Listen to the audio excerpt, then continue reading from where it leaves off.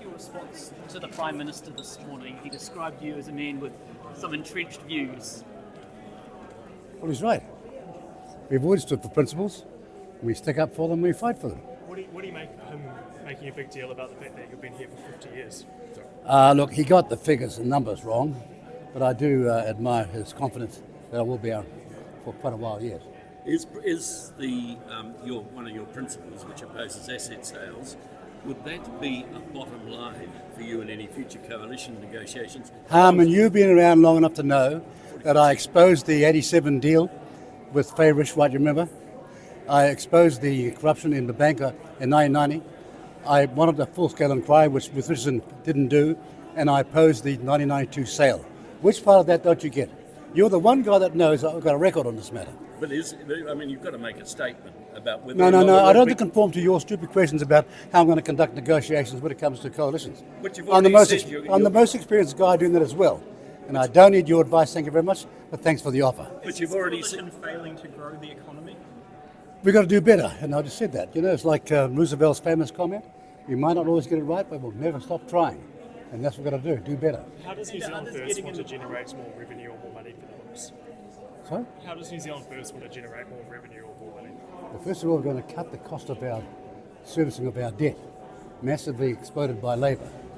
And then we'll lay out the plan by plan, industry by industry, going forward, turning our wealth into added value resourcing and making sure that we export to the max. And sooner or later, we'll see a quick turnaround. So we do have a plan. Now stand back and watch, and I'll unfold it next year. So you don't agree with the idea that you either have to raise taxes or sell assets or increase superannuation? You think No. Look, when your GDP ratio to the retirement is 5.2%, you ain't got a crisis.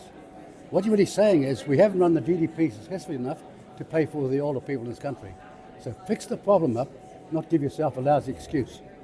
You were able to say that banning fireworks would be a bottom line. Why can't you say that opposing asset sales will be a bottom line? Well, when you go for past 1.3 million on Facebook with the take-up, I kind of think that logic and common sense will prevail, and I'm very confident we'll get the fireworks thing through.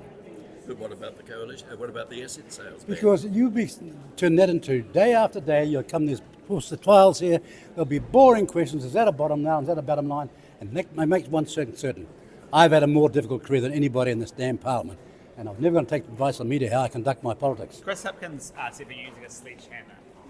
He says they're worried there's a sledgehammer response to the Cook Islands, that just pausing the funding is a sledgehammer response, and there's more nuance. Well, that's not that's what Helen Clark, who's far more experienced than him, thinks. That's what I make of that.